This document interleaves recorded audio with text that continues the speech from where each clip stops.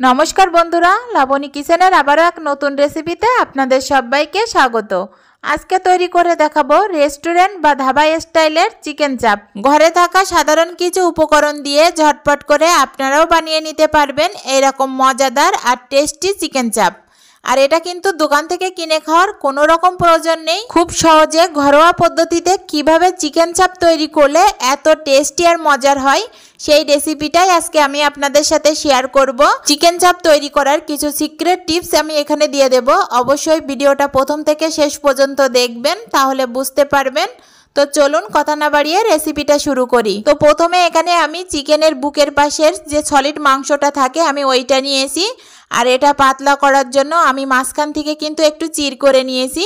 তো দেখেন চিকেনটা কিন্তু ঠিক এইভাবে পাতলা করে নিতে হবে, পুরো রাখা যাবে না, তাহলে ভিতরে কিন্তু মশলা যাবে না। তো চিকেনটা আমি ভালো করে ধুয়ে পরিষ্কার করে নিয়েছি। এ পর্যায়ে চিকেনটা আমি এরকম কাঁটা চামচের সাহায্যে এরকম ফুটো ফুটো করে নেব। আপনারা চাইলে যে কোনো লোহার কোনো কিছু একটা দিয়ে এভাবে একটু থেতলিয়ে নিতে পারেন, এতে করে কিন্তু মাংসর ভিতরে মশলাটা খুব সুন্দরভাবে ঢুকে যাবে।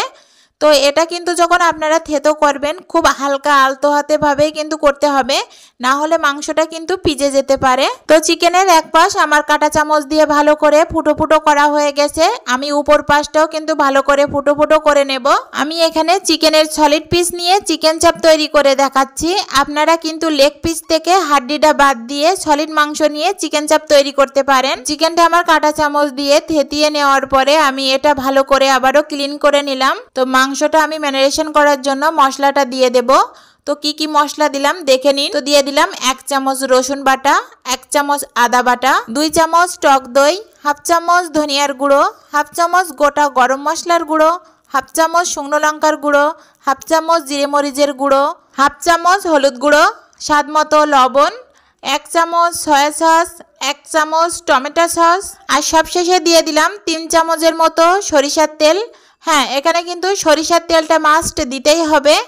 আর আপনাদের কাছে যদি দইটা অ্যাভেলেবেল না থাকে তাহলে আপনারা এর পরিবর্তে সামান্য 2 থেকে 3 চামচের মতো দুধ আর 1/2 চামচের মতো লেবুর রস বা ভিনেগার দিতে পারেন, এতে করে কিন্তু টক দইয়ের কাজটা করবে। এবার আমি চিকেনটার সাথে মশলাটা খুব ভালো মতো ম্যারিনেশন করে নেব।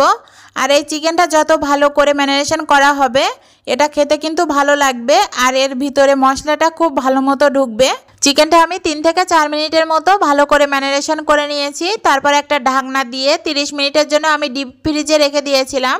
আপনাদের কাছে যদি হাতে টাইম থাকে তাহলে 4 থেকে 5 ঘন্টার জন্য নর্মাল ফ্রিজে রাখতে পারেন রেস্টের জন্য। এতে করে মশলাটা কিন্তু অনেক সুন্দরভাবেই চিকেনের ভিতরে ঢুকে যাবে। আমার হাতে একেবারেই টাইম ছিল না বলে চিকেনটা আমি 30 মিনিটের মতো ডিপ ফ্রিজে রেখে দিয়েছিলাম। 30 মিনিট পরে আমি এটা কুক করব। তো দেখেন চিকেনটা কিন্তু অনেক সুন্দরভাবে সেট হয়ে গেছে।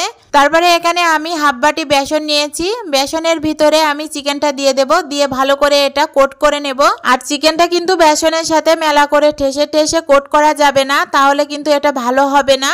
জাস্ট আলতো হাতে করে চিকেনটা বেসনের গায়ে একটু মাখিয়ে নিতে হবে, নিয়ে একটু হালকা করে ঝাড়া দিতে হবে, তাহলে চিকেনের গায়ে যে এক্সট্রা বেসনটা লেগে থাকবে এটা পড়ে যাবে।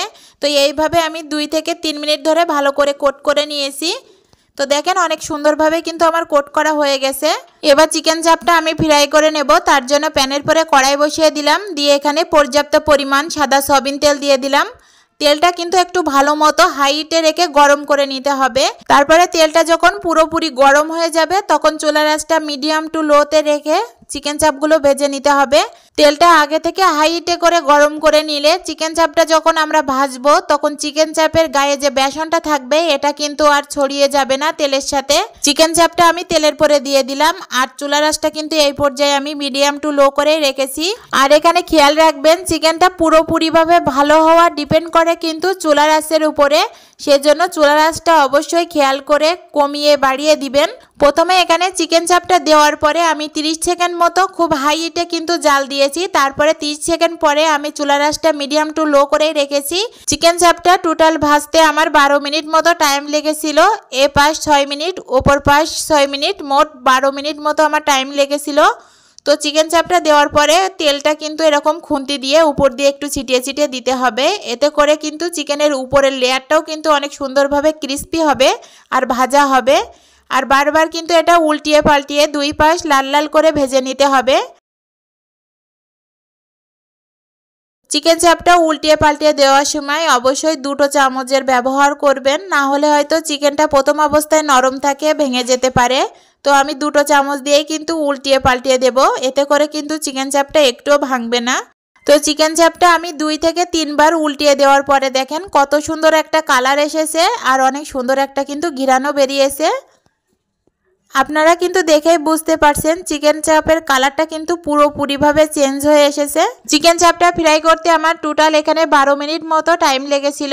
আর আপনারা অবশ্যই একটু টাইম নিয়ে এটা ভাজবেন, একেবারে লো ফ্লেমে করে কিন্তু এটা ভাজতে হবে, তাহলে কিন্তু মাংসটা ভিতর থেকে একেবারে পুরোপুরি সেদ্ধ হয়ে যাবে, কোনো রকম কাঁচা থাকবে না। চিকেন চাপের ফাইনাল লুক দেখেই আপনারা বুঝতে পারছেন এটা কতটা সুন্দর হয়েছে।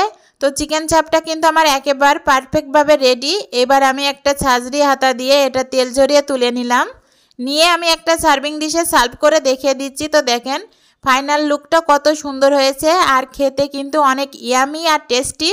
আপনারা চিকেন চাপটা কতটা দেখে বুঝতে পারছেন আমি জানি না, তবে খেতে কিন্তু জাস্ট অসাধারণ ছিল।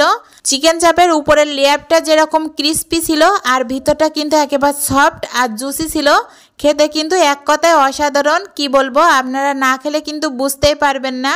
আর এইভাবে কিন্তু রেস্টুরেন্ট বা ধাবাতে তৈরি করা হয়, আর এটা কিন্তু আমরা অনেক দাম দিয়ে কিনে খাই। তবে আমি বলবো এত টাকা নষ্ট না করে বাড়িতে খুব অল্প সময়ে ঝটপট করে ঘরোয়া উপকরণ দিয়ে এরকম যদি চিকেন চাপ তৈরি করে নেন, তাহলে বাইরে থেকে কিন্তু কিনে খাওয়ার কোনো রকম দরকার নেই।